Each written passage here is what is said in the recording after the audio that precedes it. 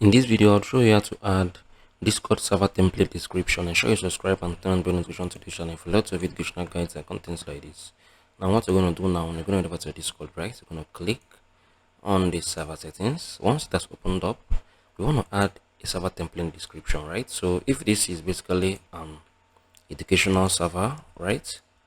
So it will be an educational server, okay, an educational community. If you want to add a server template, what you're going to type in now, can come on, what can people do in this server?